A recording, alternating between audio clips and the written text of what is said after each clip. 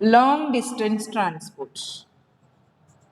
Long distance transport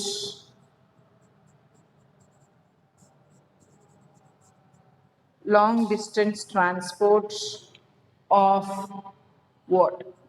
Water. Long distance transport of water in plants. So, whatever we have studied till now related to diffusion, we have studied diffusion, what we have studied osmosis, we studied about active transport, passive transport in the cells. All that is a short distance transport, how molecules will cross from one cell to another cell, we have studied. Okay, this long distance transport, see some plants are the eucalyptus plant if you take, it is several meter tall. That is long distance transport. When we are speaking long distance transport, there are very tall plants, even herb shrubs also, they are also very good height only. In that all, if the plant has to take material from one location to another location, it's a long distance transport. And moreover, there are no open blood vessels. In our blood vessels, there is no barrier. So between cells to cells, there is no barrier. Openly blood flows. But in case of plant vascular system, xylem vessels are individual cells. There are barrier between cells. But still water flows very freely. Okay? Water flows very freely like a river flows. Okay? You can estimate that how much speed our blood is moving in our blood vessels. At the same speed, water moves inside the xylem vessels. If you supply sufficient amount of water to plant can take the water at the same speed. What is the reason for this? We'll understand in today's class.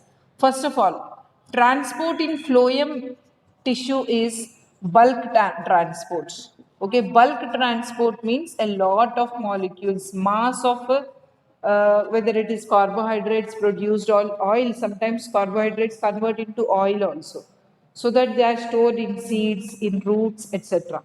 So these substances or oil or starch, whatever it may be, they are transported from the location of their production to the location of their storage or where they are used in large masses. Okay, that transport is called as translocation. Translocation occurs from leaf, that is site of production, to needy cells, wherever it is. Okay. Second is translocation can occur from a senescing parts to newly growing parts. Okay. The reason for this is old, what is senescing? Leaves, fruits which are ready to fall, which are becoming old, getting aged, the process of aging. This process of aging occurs, it is known for plant when the aging process is occurring, this leaf is about to fall. At that time, what the plant does is, it removes all the nutrients that are supplied to these leaves and supplies it to a location where new leaves are produced, new branches are formed. And this is also a translocation. So, two transports are present in the phloem tissue. Coming to xylem tissue. In xylem tissue, we have discussed already about osmosis.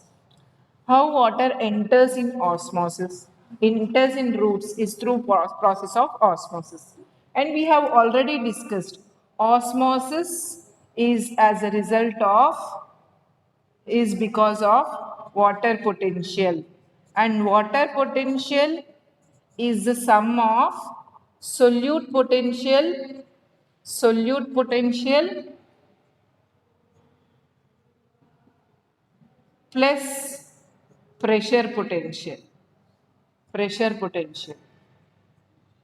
Okay, once let us revise what is water potential, the movement of kinetic energy of water molecules. Solute potential is decrease in water potential due to addition of solute. That means this is a negative factor, it decreases. And pressure potential is increase in water potential due to application of pressure. Okay, because of that reason, because of pressure potential, water potential increases. Because of addition of solute, potential will decrease. Okay, these two factors we consider when we talk about water potential. And because of that reason only water moves. See, let us take for example, this is epidermal cells. This is epidermal cells. This is epidermal cells. These are root hair. These are root hair. These are root hair that are distributed inside the soil.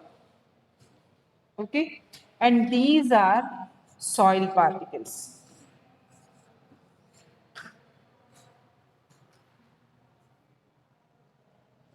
These are soil particles. When you supply water to the soil, it penetrates in between the soil particles and reaches the roots. This water which we are adding is hypotonic because of low concentration, and cytoplasm is hypertonic. And osmosis, movement of water molecules from hypotonic region to hypertonic region. When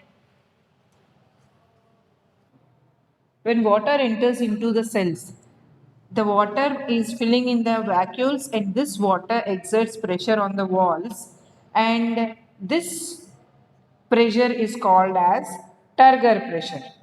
Turgor pressure and the water potential, which because of the water entry, both will act together and osmosis will speed up and water moves into the this internal cells. So this water movement keeps on until the water reaches xylem tissue.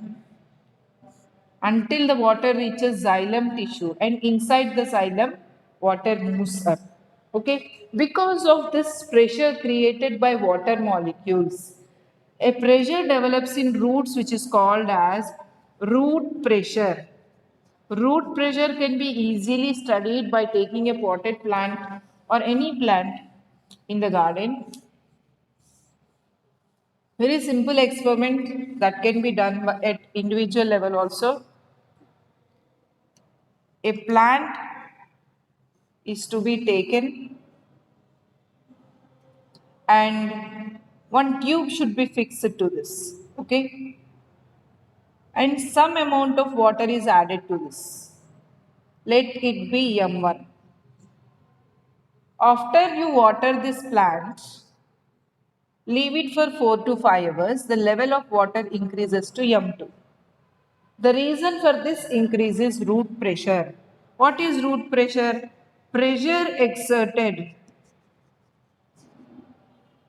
by water molecules. Water molecules to push water into xylem. This is the first pressure that is acting. Second pressure that is acting for the movement of water is transpiration pull. Each and every leaf of the plant releases some water vapor. Water is continuously coming outside. When one molecule of water is escaping from the leaf, immediately the water molecule which is behind that comes to occupy. So if this molecule is moving outside, which is present back will go there, which is present back will go there. The same thing. Each molecule will move one step forward. Similar to when you are standing in a queue, the first person has taken whatever movie tickets or something he has taken, he has moved from the place. What will happen? The entire line will move one step forward. The same thing here also, the entire molecules will move one step forward. Okay? And the rate of transpiration in plants is very high. If you supply 1000 ml of water to a plant, 999 ml of water is lost in transpiration. Only 1 ml of water is used for itself, for photosynthesis processes. So transpiration occurs at high rate and water is being pulled at a high rate also. Now these are two forces. There are other two forces which are called as cohesive forces and adhesive forces. Cohesive force is attraction between water molecule and water molecule. Because of this reason, when one molecule is trying to move forward, the molecule that is attached to it by cohesive forces also will move forward. Okay, they do not tend to get separated. They do not tend to get separated. In when I gave the example of line, there is no attachment between people and people. So there is when people are moving in a line, first person will move, then slowly second person willingly or unwillingly they'll move forward. But that's not case in case of water molecules. All water molecules will move like a set. Okay, like a set they'll move. Why? All are connected to each other by cohesive forces. All are connected to each other by cohesive forces. So all water molecules will move one step forward at a time without any gap. Second thing is adhesive forces. Adhesive forces bind the water molecules with the xylem vessels. Okay, between water molecule and xylem elements, xylem tracheids, it may be xylem vessels, it may be the walls of that xylem will be connected to that water molecule. So as a result, when water molecule will not be able to detach itself, so it should move forward. It tries to move forward only. These four forces, root pressure, transpiration pull is the pulling effect caused in water molecules because of transpiration. Pulling effect caused by water molecules due to transpiration. This transpiration pull, one is pulling from up, one is pushing from down. Root pressure is pushing from down, and transpiration is pulling from the top. And cohesive adhesive forces are there acting between water molecules to move the entire water molecules step forward. As a result, water moves at greater speed. Okay, we think that water in the xylem vessels move very slowly, but it is not the case. All these four forces bring together very good movement in the movement of water in the xylem. But we don't supply that much of water from roots. That's the reason why water will not move speed fast. Okay, when you water the plant well and sit under the tree, whatever plant you have watered, sit near the tree, you feel that cool breeze. If you do not water it, it's not able to take. That is the reason why water movement is slow, because we are not watering it well. Okay. So these four what do you say, factors are causing the movement inside this xylem vessels. There are two other pathways which help in movement of, see, when we draw the TS of roots, this is vascular bundle. Inside this vascular bundle, xylem and phloem will be present here. And here there is pericycle. If you remember this point which you have studied last year, here pericycle is there. Around the pericycle, here again there is endodermis. These are endodermis cells.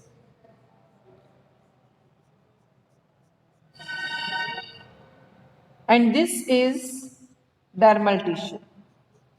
Dermal tissue.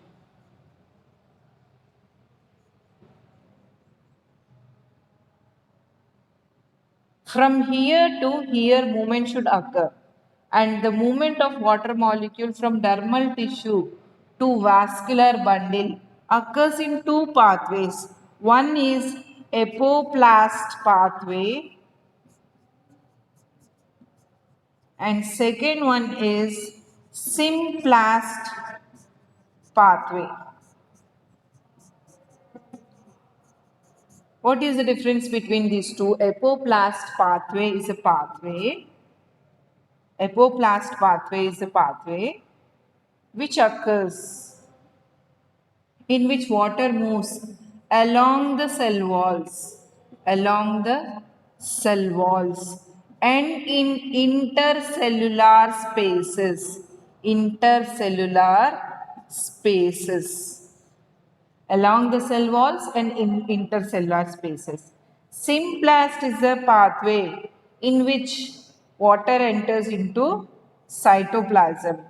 Through cytoplasm, the transport occurs. Okay. So, whatever osmosis I have told, it occurs in the first few cells that are present near to this dermal tissue. Afterwards, what the water does is it transfers along the cell wall. How is it possible to transfer along the cell wall?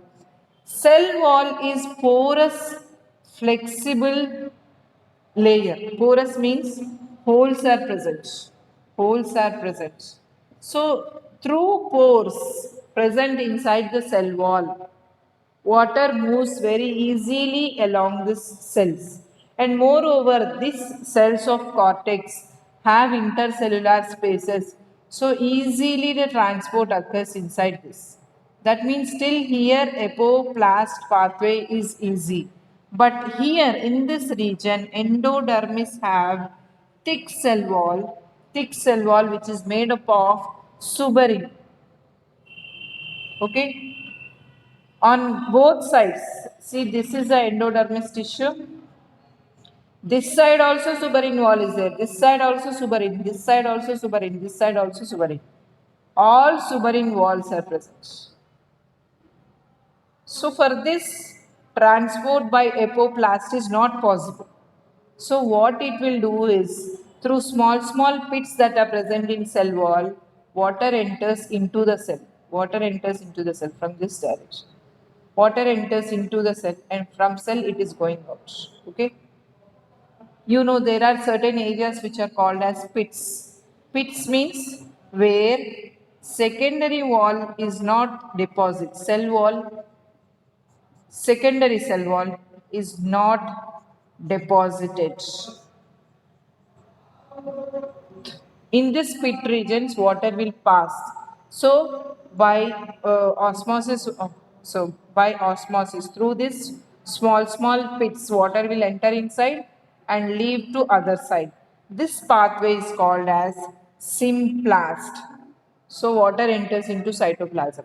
So this strip of suberin which is present on radially or as well as tangentially, this is tangentially, this is radial.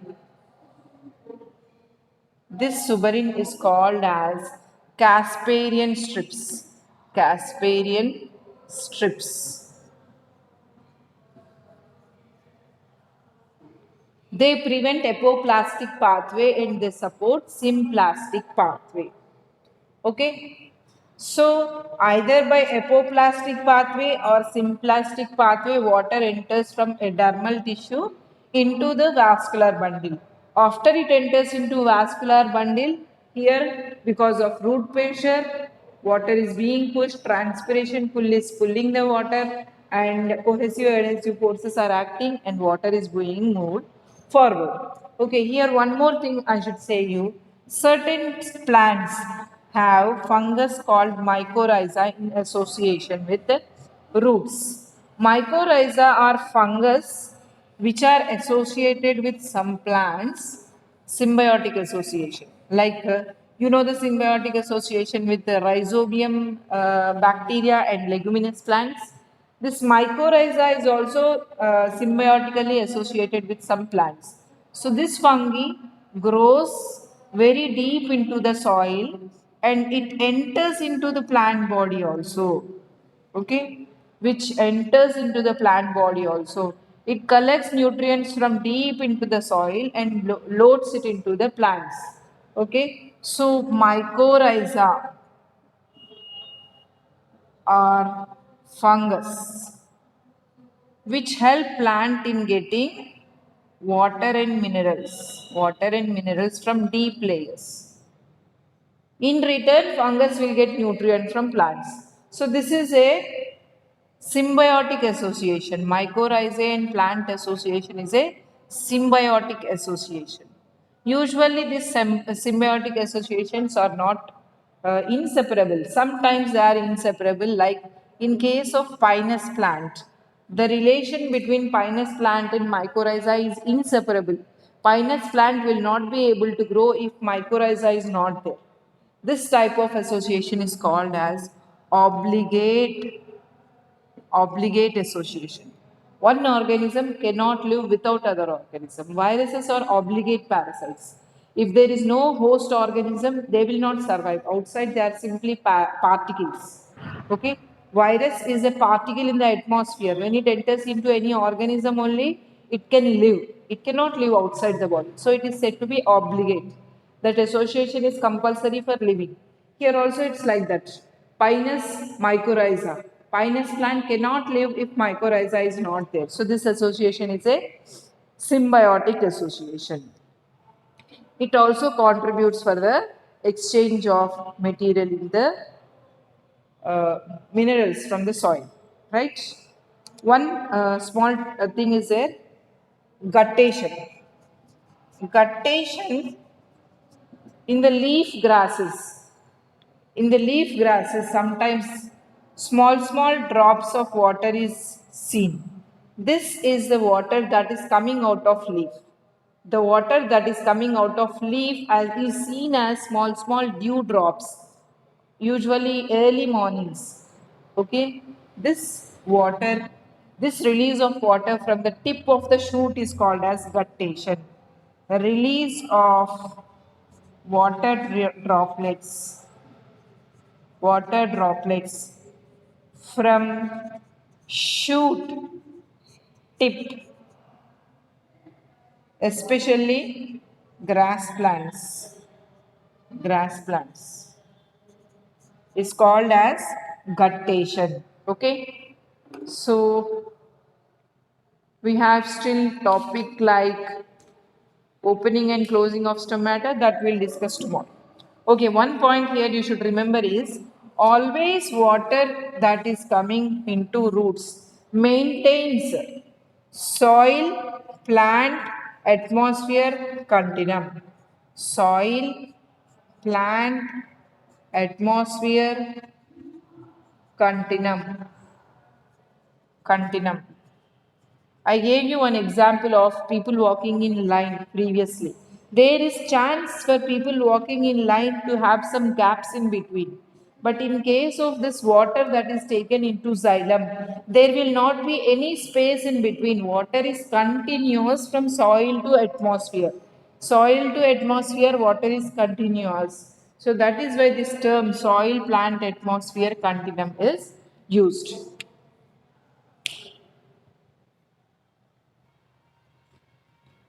Stomata in plants, stomata usually they are present on the lower side of leaf. Lower side of leaf. But if you observe a grass plant, this grass plant leaf is standing straight like this. And for this leaf, this side also stomata is present, this side also stomata is present. This type of leaf is called as isobilateral leaf. And normal leaf which has stomata on the lower surface is called as dorsiventral leaf. Dorsiventral leaf. Dorsal side means upper side, ventral side means lower side. So dorsal side also, dorsal side there are no stomata, ventral side there are stomata, except some exceptional plants. Okay. In case of grass plants, on either side stomata is present. And one more thing about stomata, you know about succulent plants. Some plants like you take the example of good luck plant and some I don't remember the names of plants. Some plants, if you don't water them regularly also they can survive. Like you take aloe vera plant which is there in your garden, or you take the xerophytes desert plants. If you don't water them regularly they are able to survive. The reason for this is their stomata are scotoactive stomata. Scotoactive stomata. What is a scotoactive stomata? Scotoactive stomata is a stomata which opens in the night time, which opens in the night time.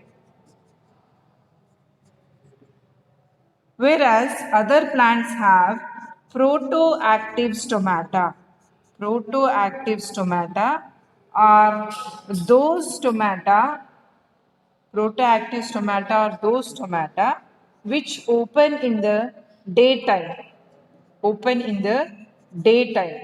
All plants except succulent plants and xerophyte plants, usually most of the plants have protoactive stomata. Very few plants have scotoactive stomata. Opening at the night time helps them to save the water. Okay, they open at night time when their transpiration loss is very less. Okay, Vikas. When the transpiration loss is very less. So as a result, they could save the water that is present and they can survive without water for long time. Okay. So such plants are called as succulent plants. One is isobilateral leaf. Isobilateral leaf or those leaves or grass blade. Both sides stomata is present. Both sides stomata is present. Dorsiventral leaf.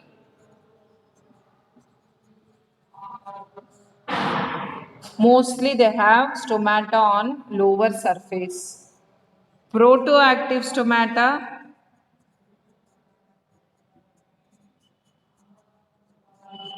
open at daytime. Open at daytime. Photoactive stomata. Next, scotoactive stomata, open at night time. Open at night time. Next, these are the terms which we have learned now. Next thing is opening and closing of stomata.